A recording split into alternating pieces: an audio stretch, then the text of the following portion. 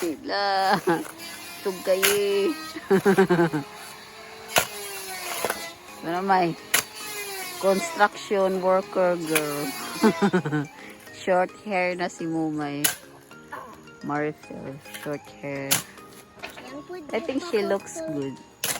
Hi, Samantha. Samantha have a long hair now. Wow, beautiful hair. Tarungan po. Like me. Hmm?